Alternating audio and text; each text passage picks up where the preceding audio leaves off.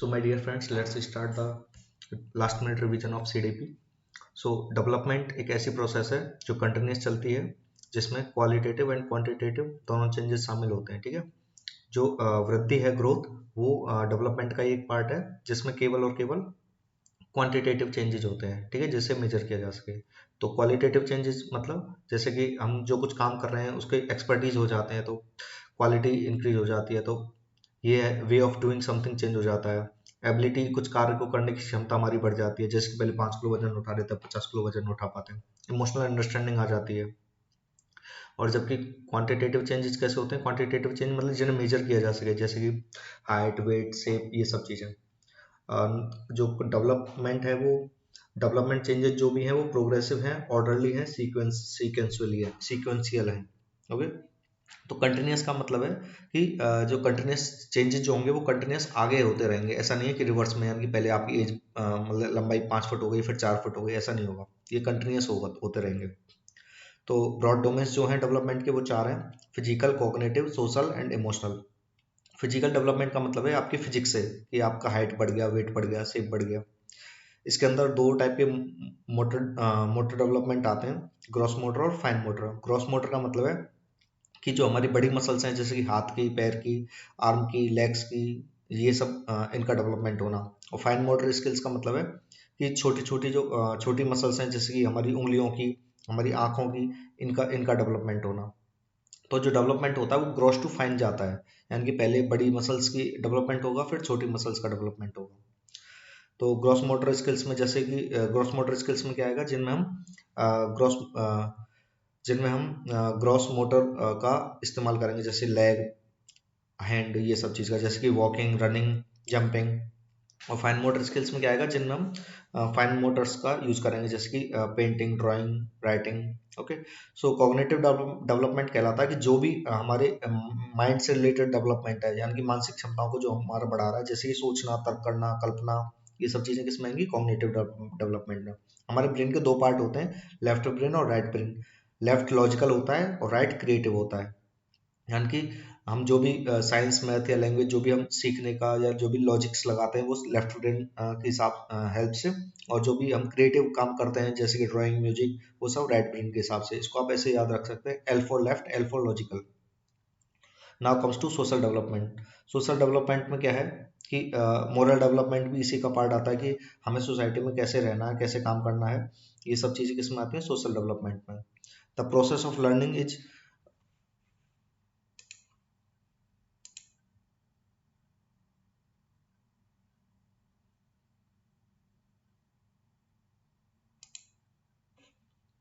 तो social development में क्या आता है? सोशल डेवलपमेंट में कि हम सोसाइटी में किस तरीके से रह रहे हैं, क्या लॉज हैं सीख रहने के सोसाइटी में, वो हम सीखते हैं। The process of learning, adapting and internalizing our values, how to we behave in our society, that's comes social development। फिर आती है इमोशनल डेवलपमेंट में। इमोशनल डेवलपमेंट में क्या है कि हम अपने इमोशंस को जान पाते हैं, हम उन्हें कैसे मैनेज करना है वो सीख पाते हैं। ये इमोशनल डेवलपमेंट में आता है। जो इमोशन है और कॉग्निशन है वो इंटर रिलेटेड है, यानी कि अगर हम इमोशनली अगर सैड होंगे तो हम अच्छे से अंडरस्टैंड नहीं कर पाएंगे चीज़ों को। तो ये रिलेशन दिखाता है कि ये दोनों इंटर रिलेटेड है। Then comes to the point वृद्धि, ग्रोथ। जो ग्रोथ है वो हाईली रिलेटेड टू, जो मेच्योरिटी है वो हाईली रिलेटेड टू हेरिडिटी है, यानी कि हम कितने मेच्योर हैं ये अनुवांशिकता पे डिपेंड करता है। जो ग्रोथ में केवल क्वांटिटेटिव चेंजेज आते हैं। क्वांटिटेटिव चेंजेस जो भी होते हैं वो मेजर किए जा सकते हैं। और जो ग्रोथ है वो एक एक टाइम के बाद रुक जाती है, मेच्योर हो जाने के बाद। ठीक है। जो जबकि जो डेवलपमेंट है, जो विकास है, उसका केवल हम उसको मेजर नहीं कर सकते, उसको केवल असेस किया जा सकता है कि अब हम कितने एक्सपर्ट हो चुके हैं, अब हम किसी काम को कितने अच्छे से कर पा रहे हैं। ठीक है। अब जो ग्रोथ है उसमें स्ट्रक्चरल एंड क्वांटिटेटिव चेंजेस आते हैं। स्ट्रक्चरल यानी कि हम हमारा स्ट्रक्चर बॉडी का जो है वो चेंज हो रहा है। इसमें इसका जो इसकी मापन किया जा सकता है, इसको मेजर कर सकते हैं हम। ये काफ़ी नैरो डोमेन है। जबकि जो डेवलपमेंट है उसमें स्ट्रक्चरल चेंजेस भी होंगे, फंक्शनल चेंजेस भी होंगे, और क्वालिटेटिव चेंजेस भी होंगे। इट्स इमेजरेबल, इसे मापा नहीं जा सकता, इसलिए ब्रॉड डोमेन है। इसमें फंक्शनल चेंजेस होंगे और ये कंटिन्यूस चलता रहता है। ग्रोथ जो है, अब इसको अगर एक दोनों को कंबाइन एक तरह से देखें तो ग्रोथ में जो है क्वांटिटेटिव चेंज, और डेवलपमेंट में क्वांटिटेटिव प्लस क्वालिटेटिव। ग्रोथ में फिजिकल डेवलपमेंट होंगे और फिजिकल चेंजेस होंगे, और डेवलपमेंट में physical, mental and behavioural changes होंगे। और ग्रोथ को जो है मेजरेबल है इसलिए नैरो डोमेन है, और डेवलपमेंट जो है वो इमेजरेबल है इसलिए ये काफ़ी ब्रॉड डोमेन है। जो ग्रोथ है उसमें स्ट्रक्चरल चेंजेस होंगे, और ये स्ट्रक्चरल चेंजेस एक टाइम के बाद रुक जाएंगे, और डेवलपमेंट में जो है फंक्शनल चेंजेस होंगे और वो कंटिन्यूस चलते रहेंगे।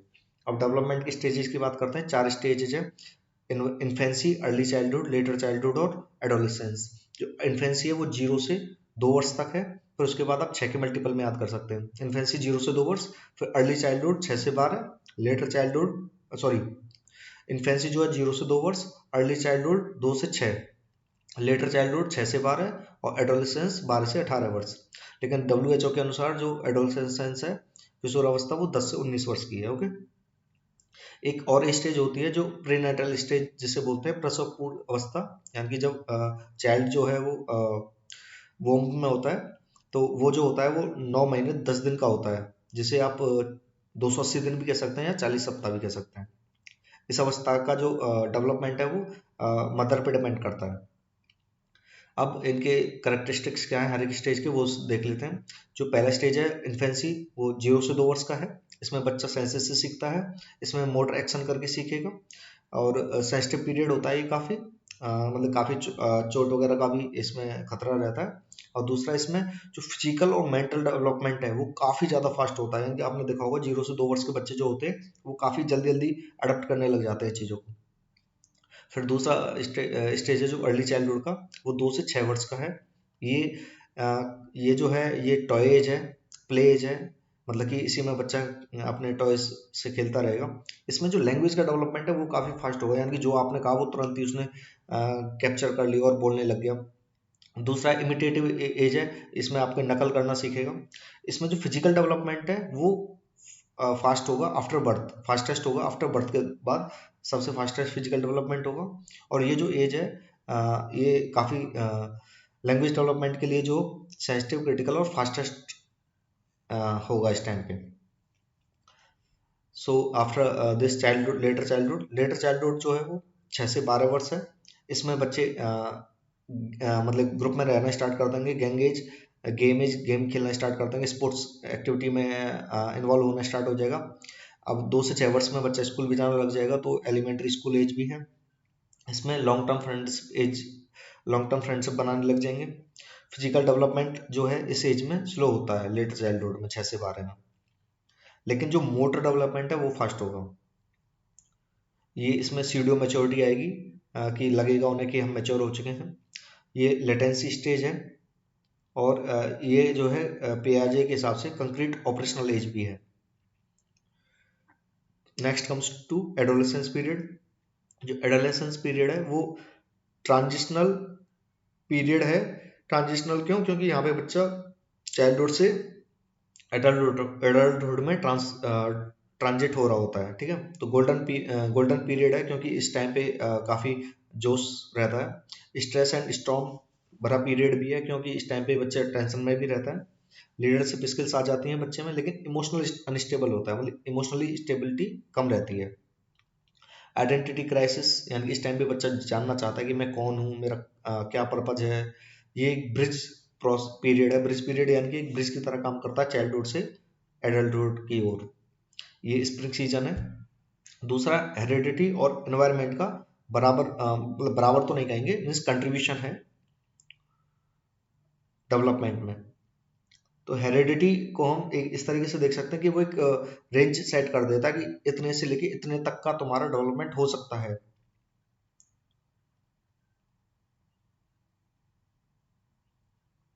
और डेवलपमेंट के प्रिंसिपल है कि डेवलपमेंट जो है वो कंटिन्यूस चलेगा। डेवलपमेंट जो है वो एक ऑर्डर में चलेगा, सीक्वेंशियली चलेगा।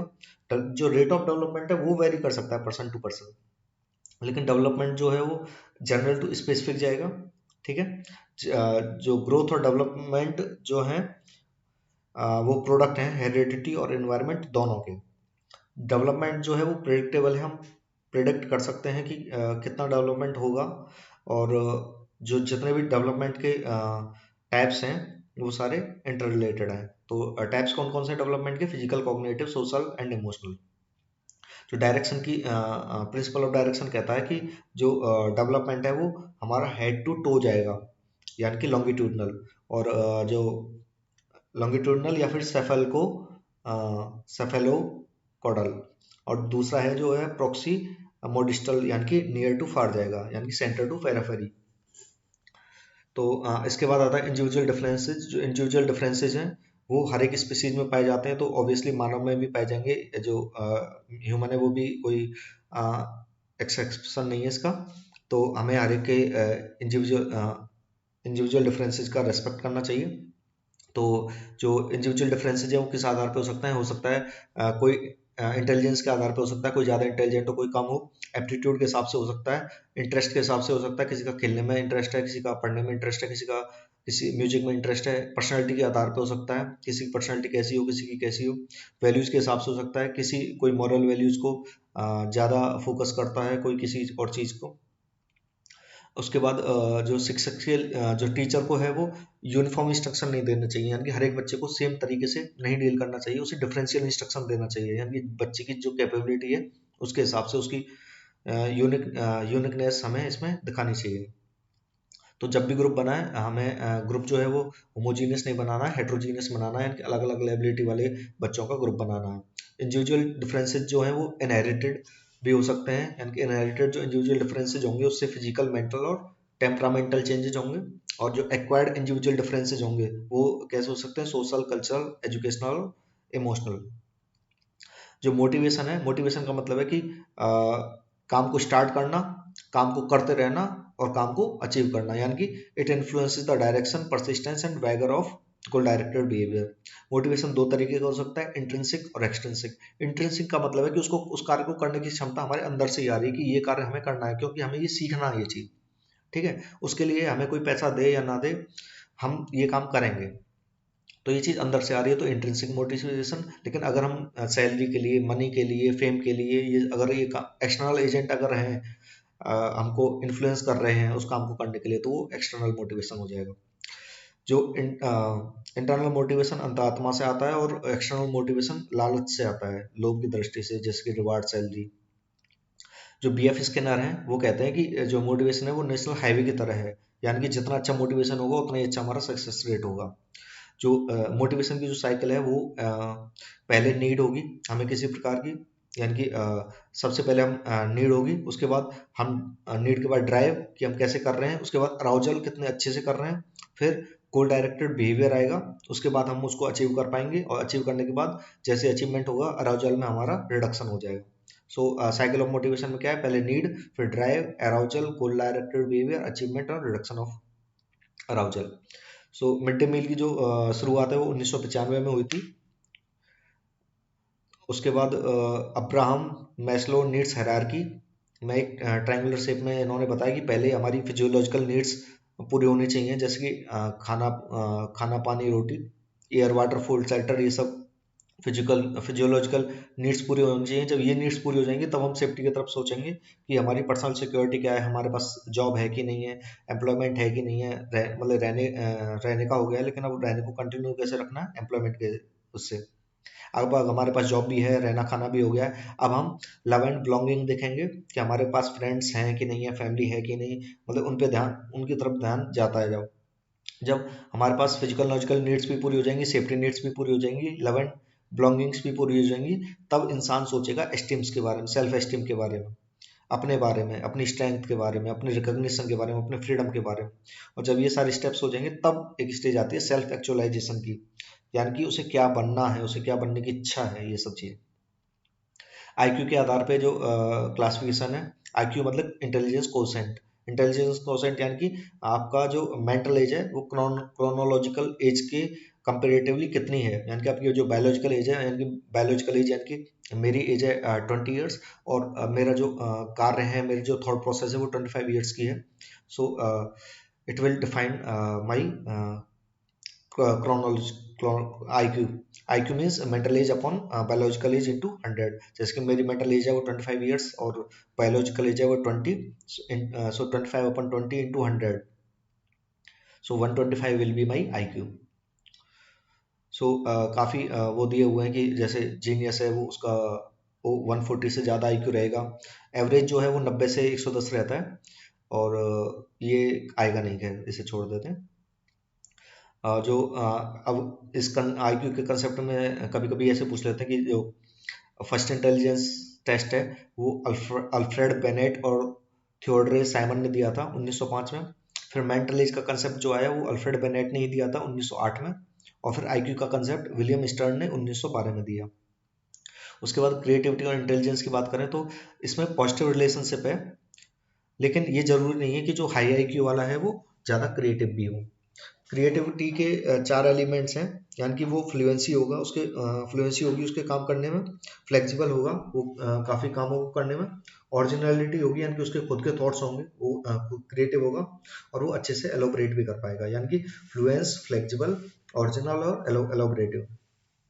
अब जेपी गिलफोर्ड ने थिंकिंग को थिंकिंग के दो टाइप बताए थे, पहली डाइवर्जेंट थिंकिंग और दूसरी कन्वर्जेंट थिंकिंग। डाइवर्जेंट थिंकिंग में जो ये क्रिएटिविटी से रिलेटेड है, जैसे कि बच्चे जो हैं आउट ऑफ द बॉक्स सोचते हैं, एक ही प्रॉब्लम के मल्टीपल सॉल्यूशंस देखते हैं, ओपन एंडेड सोच होती है। और जबकि कन्वर्जेंट थिंकिंग में इंटेलिजेंस से रिलेटेड होती है, इसमें बच्चे लिमिटेड सॉल्यूशन ही खोज पाते हैं, जैसे कि एमसीक्यू सॉल्व करना, और क्लोज एंडेड आंसर्स होते हैं इसमें। गिफ्टेड चिल्ड्रन जो होते हैं, गिफ्टेड चिल्ड्रन वो कौन से आते हैं जिनका हाई आईक्यू हो, ठीक है, जो इंटेलेक्चुअली ब्राइट हो, जो टैलेंटेड हो, जो क्रिएटिव हो, वो गिफ्टेड चिल्ड्रन होंगे। गिफ्टेड चिल्ड्रन के लिए हमें जो करिकुलम है वो एनरिच्ड करिकुलम होना चाहिए, उनकी इंटरेस्ट और उनकी नीड्स के हिसाब से उनको टास्क देने चाहिए। इंटेलेक्चुअल ब्राइट स्टूडेंट्स को जैसे हॉट्स क्वेश्चन कराते हैं, higher order thinking skills. Emotional intelligence में सलवे और मैयर ने ये इंट्रोड्यूस किया था, और बुक लिखी थी इमोशनल इंटेलिजेंस नाम की, वो डैनियल गोलेमन ने लिखी थी। इमोशनल इंटेलिजेंस की पांच विशेषताएं। इमोशनल इंटेलिजेंस यानी कि खुद के विचार को जानना, तो इससे हम सेल्फ अवेयर हो सकते हैं, मतलब सेल्फ अवेयर होगा वो, जो सेल्फ अवेयर होगा वो खुद को सेल्फ रेगुलेट भी कर पाएगा, तो सेल्फ रेगुलेशन। और जब सेल्फ रेगुलेशन कर पाएगा, सेल्फ अवेयर होगा, सेल्फ रेगुलेट कर पाएगा, तो सोसाइटी में अच्छे से रह पाएगा, तो सोशल स्किल भी होंगी उसके पास। फिर जब सोशल स्किल होंगी तो वो दूसरे की भावनाओं को भी समझ पाएगा, तो एम्पैथी। और जब एम्पैथी होगा तो वो दूसरों को मोटिवेट भी कर पाएगा, motivation. Now cognition and emotion. जो कॉग्निशन इमोशन है ये मैंने पहले बताए थे, ये बाय डायरेक्शनल है, इंटर रिलेटेड है, लेकिन एक जजों की थ्योरी के हिसाब से ये इंडिपेंडेंट है। जो थ्री रिंग मॉडल दिया हुआ है रेंजुली के हिसाब से, कि गिफ्टेड बच्चा कौन होगा। गिफ्टेड बच्चा वो होगा थ्री रिंग मॉडल के हिसाब से जिसमें आप इसको CAP कैप से याद रख सकते हैं। कैप का मतलब क्रिएटिव, कमिटमेंट और एबिलिटी, यानी कि क्रिएटिव हो बच्चा, और वो एबिलिटी हाई एबिलिटी भी हो उसकी। अगर वो क्रिएटिव होगा और उसकी एबिलिटी होगी अच्छी, तो वो कमिट भी कर पाएगा, आप ऐसे याद कर सकते हैं। उसके बाद थ्योरी ऑफ मल्टीपल इंटेलिजेंस है, कि मल्टीपल इंटेलिजेंस का कहने का मतलब है कि जो थ्योरी है वो जो इंटेलिजेंस है वो सिंगल एंटिटी नहीं है, वो मल्टीपल डायमेंशनल है। हावर्ड गार्डनर ने 8 टाइप्स बताए, जो कि आठों इंडिपेंडेंट है एक दूसरे से। क्योंकि ये इंटेलिजेंस सिंगल एंटिटी नहीं है, तो टीचर भी डिफरेंट वे में टीच कर सकता है। तो लिंग्विस्टिक इंटेलिजेंस का मतलब है कि लैंग्वेज का स्किल होना, यानी कि कैसे बोलना है, जो बोलने की स्किल है वो आपको आनी चाहिए, यानी कि वर्ड स्मार्ट होगा, जो भी लिंग्विस्टिक स्किल जिसके पास होगी, यानी कि उसको शब्द ज्ञान अच्छे से होगा, वो सुनना, reading, hearing, speaking, writing, debating इनमें अच्छा होगा, जैसे कि पोइट वगैरह, राइटर वगैरह। जो लॉजिकल, सेकंड है लॉजिकल एंड मैथमेटिकल। जो लॉजिकल होंगे, जैसे कि हमारे जो साइंटिस्ट होते हैं, वो साइंटिफिक थिंकिंग होती है उनकी, प्रॉब्लम सॉल्विंग की स्किल होती है उनके पास, वो लॉजिकली और क्रिटिकली थिंक करते हैं, जैसे कि scientific and Nobel prize winners होते हैं। स्पेशल इंटेलिजेंस का मतलब है कि वो इमेजेस को, पैटर्न को विजुअलाइज कर पा रहे हैं, जैसे कि सेलर्स, हमारे मूर्तिकार हुए, हमारे पेंटर्स, आर्किटेक्ट्स हुए। उसके बाद आता है म्यूजिकल इंटेलिजेंस। म्यूजिकल इंटेलिजेंस मतलब कि जो म्यूजिकल रैम्स एंड पैटर्न्स को समझने की जो सेंसिटिविटी होती है। तो उसके बाद ये जो है वो म्यूजिक को प्रोड्यूस कर पाएंगे, क्रिएट कर पाएंगे, मैनिपुलेट भी कर पाएंगे। उसके बाद बॉडली काइनेस्थेटिक यानी कि हमारे बॉडी के पार्ट्स को पार्टली या हो पूरे तरीके से हम उसको मूव कर पा रहे हैं, फ्लेक्सिबली उसको यूज कर पा रहे हैं, जैसे कि एथलीट्स, डांसर्स, ये जो होते हैं ये इसमें आते हैं। इंटरपर्सनल में यानी कि दूसरे की भावनाओं को समझने की जो क्षमता है वो इंटरपर्सनल में आती है। और इंट्रापर्सनल यानी कि खुद के थॉट्स को, खुद की फीलिंग्स को समझ पाना, ये इंट्रापर्सनल में आता है, जिसकी गौतम बुद्ध को ज्ञान हो गया था। नेचुरलिस्टिक में यानी कि नेचुरल वर्ल्ड जो है उसके हम उसके लिए हम सेंसिटिव हो गए हैं, जैसे कि जो हंटर्स हैं, जो फार्मर्स हैं, जो टूरिस्ट हैं, वो नेचुरल ब्यूटी का एंजॉय करते हैं। उसके बाद जो इंटेलिजेंस की ट्राइआर्किक थ्योरी है, ट्राइआर्किक थ्योरी में क्या है कि आप इसको CAP से याद रख सकते हैं, यानी कि विलियम स्टरबर्ग ने ट्राइआर्किक थ्योरी दी थी। तो उसने क्या बताया कि पहला क्रिएटिव, एनालिटिकल या प्रैक्टिकल। तो क्रिएटिव में क्या है कि क्रिएटिव या फिर एक्सपीरियंशियल, एक्सपीरियंशियल यानी कि आप नए आइडियाज आप फॉर्म कर पाएंगे। एनालिटिकल में क्या है कि आप कंपोनेंशियल हैं, यानी कि आप एब्स्ट्रैक्टली थिंक कर पा रहे हैं, इमोशन को, इंफॉर्मेशन को इफेक्टिवली प्रोसेस कर पा रहे हैं।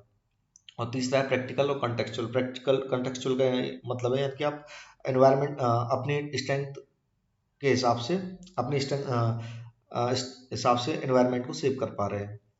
उसके बाद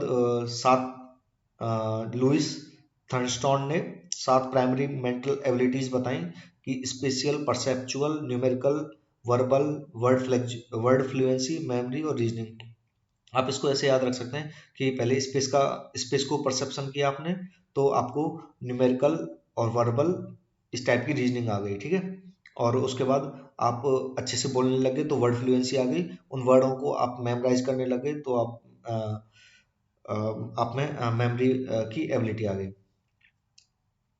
जो पियाजे की कॉग्निटिव थ्योरी थी वो कॉग्निटिव डेवलपमेंट पे बात करती है। पियाजे जो स्विस साइकोलॉजिस्ट थे, वो एक्टिव कंस्ट्रक्टर बताते हैं बच्चों को, यानी कि बच्चे जो हैं वो एक्टिव कंस्ट्रक्टर हैं, बिल्डर ऑफ नॉलेज हैं, वो लिटिल साइंटिस्ट हैं। जो बच्चे एक्टिविटी के द्वारा सीखते हैं। तो जो पियाजे थे वो रेडिकल कंस्ट्रक्टिव थे, रचनावादी थे। पियाजे बताते हैं कि बच्चा एक मानसिक संज्ञानात्मक संरचना के साथ पैदा हुआ है, यानी कि वो पहले से ही एक मेंटल एबिलिटी लेके पैदा हुआ है। इसके पियाजे के हिसाब से 4 स्टेज हैं मेंटल डेवलपमेंट के, कॉग्निटिव डेवलपमेंट के। इसके हिसाब से क्योंकि स्टेज में बांट दिया तो डेवलपमेंट डिसकंटिन्यूस हो गया। इसके हिसाब से मैच्योरेशन, एक्सपीरियंस और सोशल इंटरेक्शन और इक्विलिब्रेशन 4 स्टेज हैं। आप इसको जो मैसी है उसके हिसाब से याद रख सकते हैं। मैसी को आप MESE लिखना है, यानी कि मैच्योरेशन, एक्सपीरियंस, सोशल इंटरेक्शन और इक्विलिब्रेशन। इक्विलिब्रेशन में आता है एडेप्टेशन और ऑर्गेनाइजेशन। एडेप्टेशन का मतलब है कि पहले आप एसिमुलेट करेंगे, कुछ सीखेंगे, फिर अगर आपको उसमें मॉडिफाई करना है तो आप एकोमोडेट करेंगे। तो एसिमुलेशन क्या है कि इंफॉर्मेशन को एग्जिस्टिंग स्कीमा में ऐड करना, और रिकमेंडेशन क्या है उस इंफॉर्मेशन में एडजस्ट या मैनिपुलेट करना। तो प्याजे के अनुसार 4 डेवलपमेंट स्टेजेज हैं। वो हैं sensory motor stage, pre operational, concrete operational और फॉर्मल ऑपरेशनल। जो प्री सेंसरी मोटर है वो 0 से 2 है, प्री ऑपरेशनल है 2 से 7, फिर कंक्रीट ऑपरेशनल 7 से 11 और फॉर्मल ऑपरेशनल 11 से 15। उसके बाद अगर इनकी करेक्टरिस्टिक्स की बात करें तो सेंसरी मोटर में 0 से 2 वर्ष, तो इसमें गत्यात्मक अवस्था होती है, इंद्रियगामक अवस्था होती है। इसमें ऑब्जेक्ट परमानेंस आता है, यानी परमानेंस होता है, यानी कि अगर आउट ऑफ साइट है वो तो आउट ऑफ माइंड हो जाएगा, यानी कि जो ऑब्जेक्ट आंखों के सामने है तभी वो माइंड में रहेगा, अगर हटा लेंगे तो कोई दिक्कत नहीं होगी। इसमें डिफर्ड इमिटेशन होगा, यानी कि इसमें बच्चा नकल करना तो सीख जाएगा लेकिन अच्छे से नहीं कर पाएगा। गोल डायरेक्टेड बिहेवियर, बच्चा इसी यहीं से सीख जाता है। सेंसेस आर टीचर्स, यानी कि बच्चे सेंसेस से सीखते हैं यहाँ पे। वो think with eyes, hands and years, यानी कि जो भी अपने आँख, नाक, मतलब सेंसेस और बॉडी पार्ट्स के थ्रू वो सीख पाते हैं। जो दूसरा है pre operational stage. Pre operational stage में 2 से 7 वर्ष होती है। 2 से 7 वर्ष में इस स्टेज में जो है बच्चा लॉजिक नहीं लगा पाएगा, वो रिवर्सिबिलिटी के कंसेप्ट पे वो लैक करेगी, रिवर्सिबिलिटी। वो इसमें एनिमिज्म होगा। ये बहुत एनिमिज्म जो वाला है वो आज के क्वेश्चन पेपर में भी आया था कि एनिमिज्म यानी कि इसमें निर्जीव और सजीव में की समझ उसमें नहीं होगी कि ये निर्जीव है ये सजीव है। तो ये प्री ऑपरेशनल स्टेज में आता है। ईगोसेंट्रिज्म होगा यानी कि जैसा मैं सोचता हूँ वैसे ही पूरी दुनिया सोचती है। सिंबॉलिक थॉट होंगे इसमें। जो लैक ऑफ कंजर्वेशन आएगा यानी कि उसे समझ नहीं होगी कि ज़्यादा कम की। यानी कि जैसे होता है ना कि बच्चे को अ, एक 1000 की नोट दे देंगे और एक 2 रुपये का सिक्का दे देंगे तो वो सिक्का उससे ज़्यादा लगता है 1000 की नोट से, क्योंकि वो उसके उसके थ्रू फैमिलियर हो चुका होता है। उसके बाद कंक्रीट ऑपरेशनल जो स्टेज आती है 7 से 11, इसमें चीज़ों के प्रति लॉजिक हो चुका होता है, क्लासिफिकेशन कर पाता है वो शेप्स का, इसमें कंजर्वेशन को अचीव कर लेता है, रिवर्सिबिलिटी का भी ज्ञान हो जाता है। और उसके बाद आता है फॉर्मल ऑपरेशनल स्टेज। इसमें बच्चा कंसेप्ट को समझने भी लगता है, हाइपोथेटिकली डिडक्टिव रीजनिंग भी आ चुकी होती है। उसके बाद वाइगोत्स्की का जो सोशल कल्चरल अप्रोच है वो सोशल कंस्ट्रक्टिव, एक रशियन साइंटिस्ट थे ये वाइगोत्स्की। वाइगोत्स्की के हिसाब से बच्चे का विकास जो है सामाजिक परिस्थिति में ही संभव है, यानी कि सोसाइटी से लर्निंग करने पे ज़्यादा फोकस करते हैं। सोशल इंटरेक्शन से बच्चा सीख पाएगा, ग्रुप में रहेगा तो सीख पाएगा, डेवलपमेंट जो कंटिन्यूस होता रहेगा। कॉग्निटिव डेवलपमेंट जो होगा वो सोशल इंटरेक्शन से होगा। वाइगोत्स्की ने तीन महत्वपूर्ण पहलू थे, वो सोशल इंटरेक्शन, कल्चर और लैंग्वेज। यानी लैंग्वेज जो है आप ऐसे समझ सकते हैं कि वो सोशल इंटरेक्शन से या फिर कल्चर से सीखेगा, एक एक दूसरे के साथ बातचीत करके सीखेगा, और इसने लैंग्वेज को जो है एक टूल की तरह समझा। इसमें अदर टर्म्स जैसे जोन ऑफ पोटेंशियल डेवलपमेंट भी आता है कि कितना डेवलप कर सकता है बच्चा। फिर उसके हिसाब से आप इसको स्केप फोल्डिंग करते हैं। स्केप फोल्डिंग यानी कि टेम्पररी हेल्प देते हैं, हिंट वगैरह देते हैं। और फिर मोर नॉलेजेबल अदर यानी कि जो भी ज़्यादा जानता है, एक्सपर्ट है, वो दूसरे को सिखाता है। उसके बाद आता है भाषा के 3 रूप होते हैं, सोशल, प्राइवेट और साइलेंट इनर स्पीच। जो सोशल स्पीच है वो मतलब कि बाहर सोसाइटी से बात करना, यानी कि जैसे ही बच्चा है वो 2 साल से बड़ा होके अपने फैमिली वगैरह से सबसे बात करना स्टार्ट कर देता है। प्राइवेट स्पीच जो होती है वो खुद से बात करना, जैसे बच्चे खुद ही खुद से बात करते रहते हैं कि अरे मेरा ये टॉय कहाँ गया या वगैरह वगैरह। तो ये 3+ ईयर्स में आ जाता है। उसके बाद आता है साइलेंट इनर स्पीच, यानी कि मन ही मन में बात करना, खुद ही कुछ सोच के। तो ये साइलेंट इनर स्पीच जो है वो 7+ ईयर्स में आती है।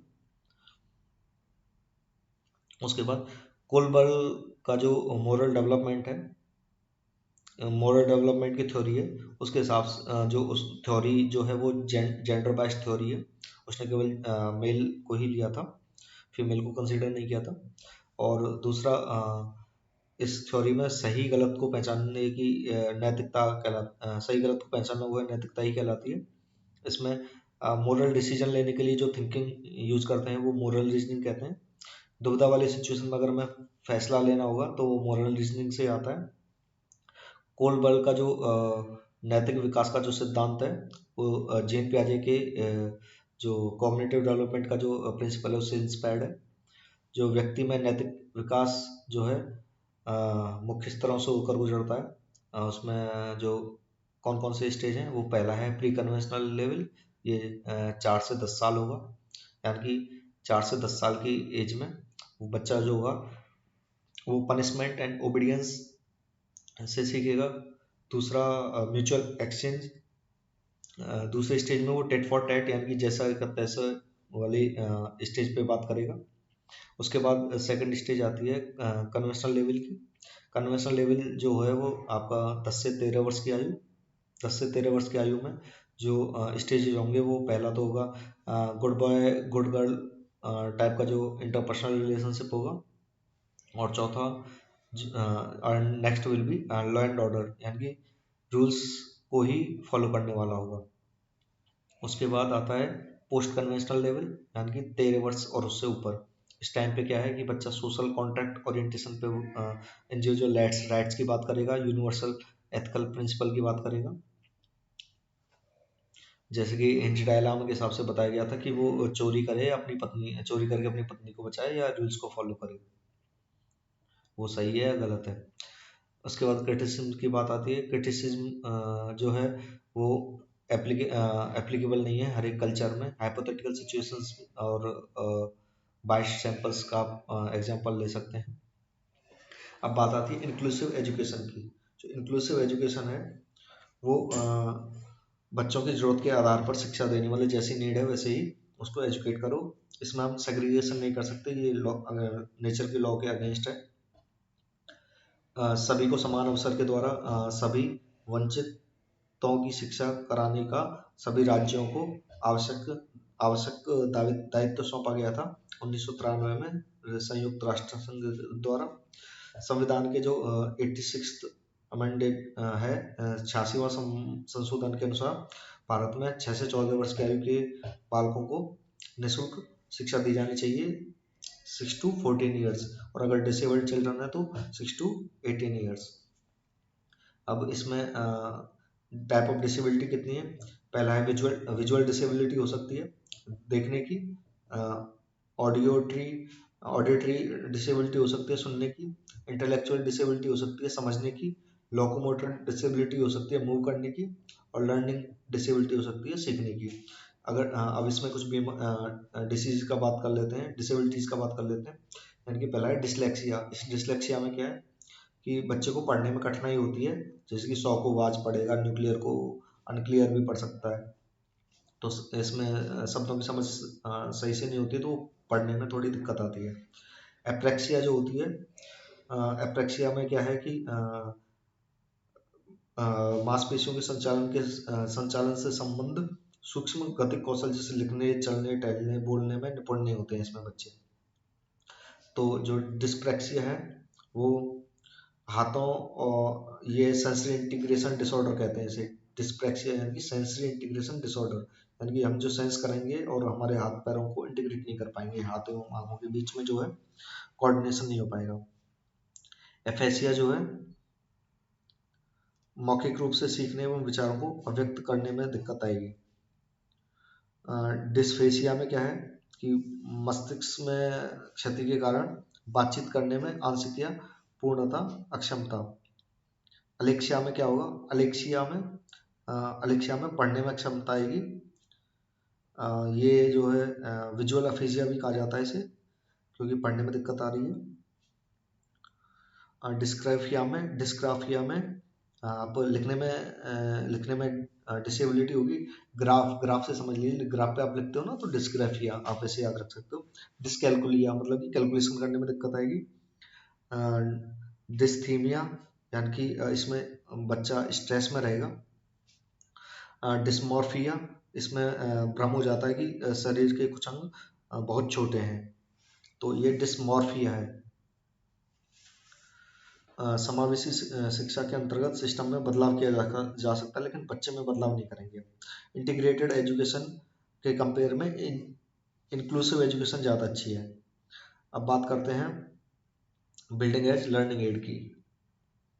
Now comes to gifted children. जो गिफ्टेड चिल्ड्रन होते हैं वो क्यूरियस होते हैं, उनकी मेमोरी अच्छी होती है, वो क्रिएटिव होते हैं, उनका IQ 140 से ज़्यादा होता है, वो लॉजिकल होते हैं, वो वर्ड स्मार्ट होते हैं, वो लॉजिकल थिंकिंग भी कर पाते हैं।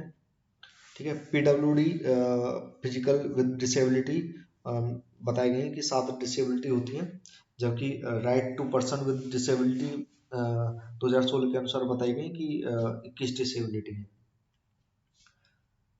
कौन कौन सी हैं वो ज़्यादा मैटर नहीं करता, नहीं पूछा जाएगा कि कौन कौन सी है।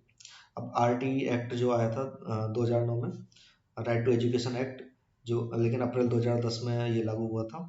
इसमें 6 से 14 वर्ष के जो बच्चे हैं उनको जो एजुकेशन है वो कंपलसरी होनी चाहिए। डिसेबल्ड बच्चों के लिए 6 से 18 वर्ष कंपलसरी होनी चाहिए जो एजुकेशन है। इसमें हम क्या है एज वाइज होमोजीनियस क्लास में बांटेंगे, यानी कि एज के हिसाब से कि इस एज से इस एज के बच्चे इस क्लास में होंगे। इसमें नो कॉर्पोरल पनिशमेंट, इसमें कुछ प्रोविजंस हैं कि हम ये नहीं कर सकते, जैसे कि हम पनिशमेंट नहीं दे सकते, हम उम्र के अनुसार सीधा नामांकन नहीं होगा, कोई टेस्ट नहीं होगा, कोई भी एडमिशन फीस नहीं ली जाएगी, कोई भी प्राइवेट ट्यूशन नहीं दिए जाएंगे, बिना परमिशन, बिना मान्यता के स्कूल नहीं चलाया जाएगा। ईडब्ल्यूएस को छात्रों को 25% छूट दी जाएगी। हर एक 30 बच्चों पे एक शिक्षक होगा। जो प्राथमिक स्कूल है वो घर से 1 किलोमीटर की दूरी पे, व उच्च प्राथमिक 3 किलोमीटर की दूरी पे होना चाहिए। एक फर्स्ट टू फिफ्थ क्लास तक 200 वर्किंग डे में कॉलेज खुलना चाहिए, और 6 टू 8 में 220 वर्किंग डे होने चाहिए। जो फर्स्ट टू फिफ्थ क्लास का टीचर है उसे पीआरटी बोलते हैं, और 6 टू 10 जो है उसके 6 टू 10 के टीचर को टीजीटी, ट्रेंड ग्रेजुएट टीचर, 11 12 के टीचर को पोस्ट ग्रेजुएट टीचर पीजीटी। जो फर्स्ट टू फिफ्थ है वो प्राइमरी स्कूल होता है। 6 टू 8 में एलिमेंट्री स्कूल होता है। फिर 9 to 10 secondary school, 11 to 12 senior secondary school.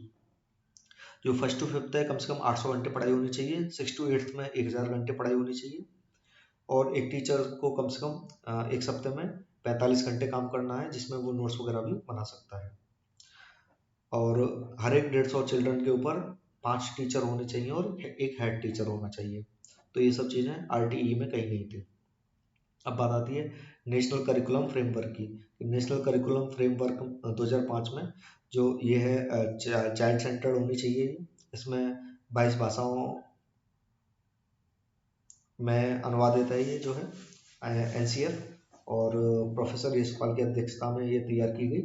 इसके जो मुख्य उद्देश्य हैं वो हैं कि बच्चे की जो स्कूली ज्ञान को बाहरी जीवन से जोड़ा जाए, जो रोट लर्निंग है उस पर फोकस नहीं था उससे मुक्त किया जाए।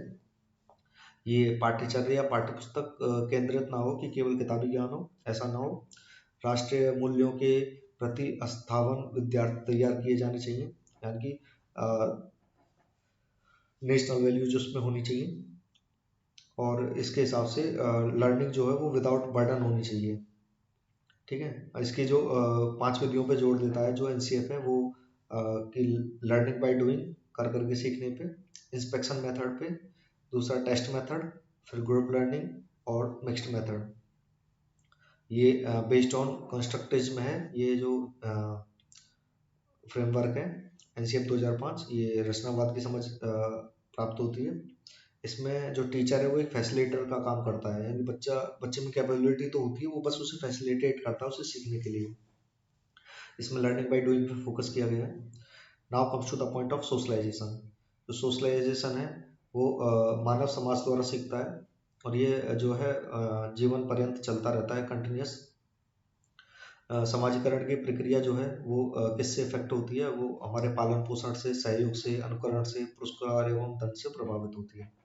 समाजीकरण की जो इकाइयाँ हैं वो है family, school, teacher and media. जो फैमिली है, हमारी जो फैमिली, पड़ोसी, दोस्त, ये सब एक्टिव एजेंसी आती हैं जिनका बच्चे पे डायरेक्ट इम्पैक्ट पड़ता है। और जो पैसिव एजेंसी में जैसे जिनका बच्चे पे डायरेक्ट इम्पैक्ट नहीं पड़ता वो है पुलिस स्टेशन, सार्वजनिक पुस्तकालय वगैरह। एक शिक्षक के रूप में हमें जो है जेंडर वाइज्ड स्टेटमेंट्स या वर्ड्स का इस्तेमाल नहीं करना चाहिए। जैसे कैमरा मैन, तो इसमें मैन जो आ रहा है तो कैमरा पर्सन मतलब कोई भी हो सकता है ना कैमरा पर्सन, तो चेयरमैन नहीं कहना चाहिए, चेयरपर्सन कहना चाहिए। अब चाइल्ड सेंटर्ड एजुकेशन क्या कहलाती है, कहती है कि चाइल्ड सेंटर्ड एजुकेशन का जो कंसेप्ट है वो जॉन डीवी के द्वारा आया, और इसमें नीड्स के हिसाब, बच्चों के नीड्स के हिसाब से एक्टिविटीज़ प्लान करनी चाहिए। बच्चे जो हैं वो क्रिएटिव होंगे,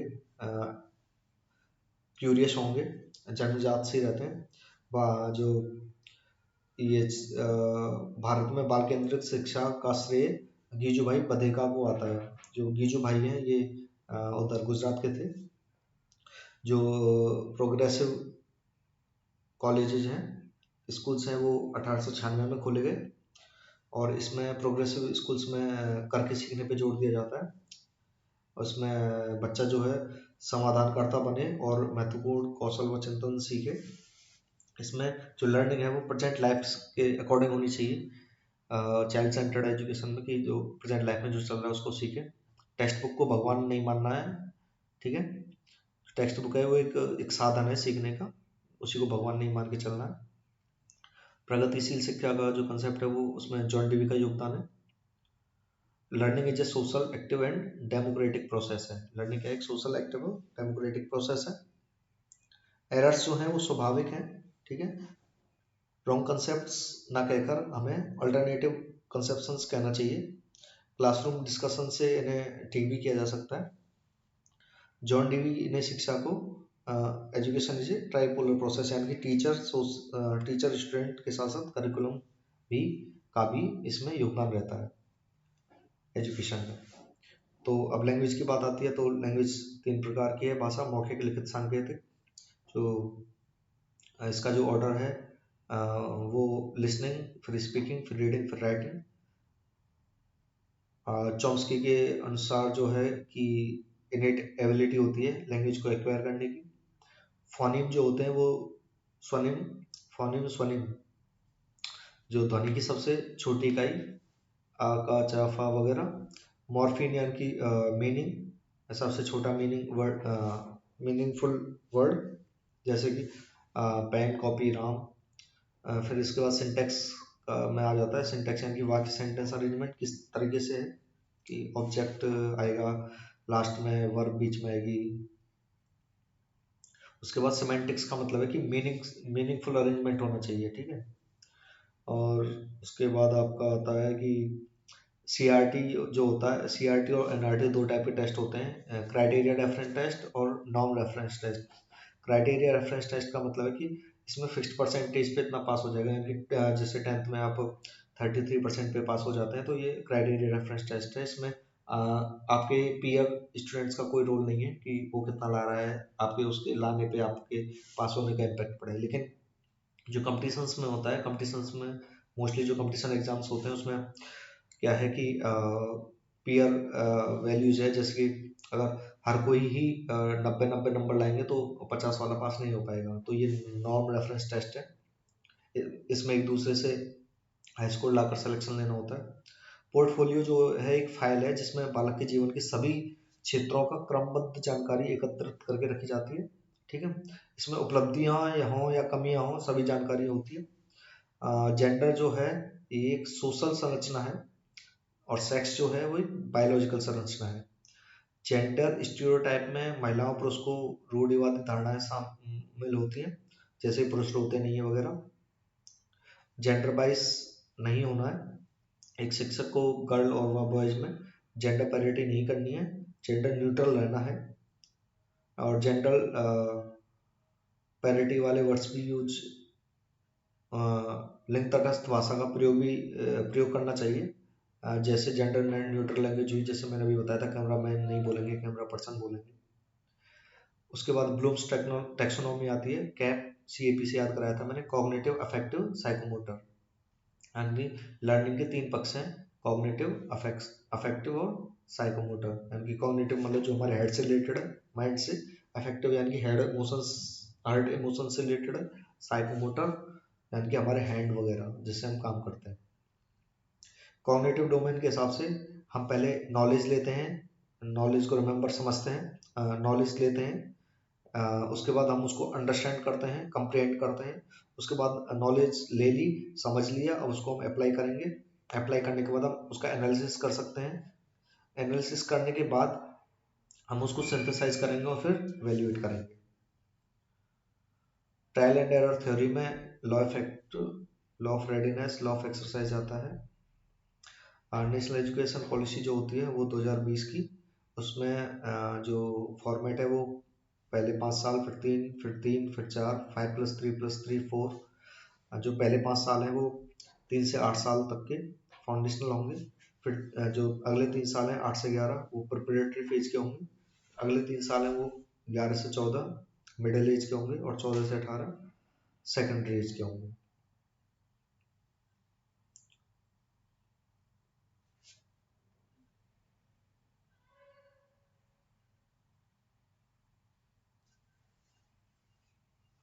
जो न्यू एकेडमिक स्ट्रक्चर है उसके अकॉर्डिंग पहले 3 साल जो होंगे वो बाल वाटिका के होंगे, जैसे प्राइमरी और एलकेजी, यूकेजी, नर्सरी।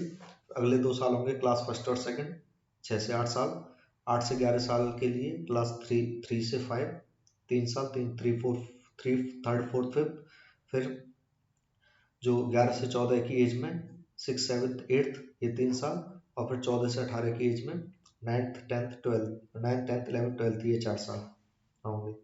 यानी कि जो 5-3-3-4 का जो कंसेप्ट है, 5-3-3 में भी 3 और 2 को अलग बांट दिया है। यानी कि नर्सरी, एलकेजी, यूकेजी, ये 3 से 6 वर्ष के बच्चे 3 साल में करेंगे। उसके बाद 6 से 8 साल के बच्चे क्लास फर्स्ट और सेकंड में जाएंगे। 8 से 11 के साल के बच्चे थर्ड, फोर्थ, फिफ्थ, ऐसे करेंगे। उसके बाद आता है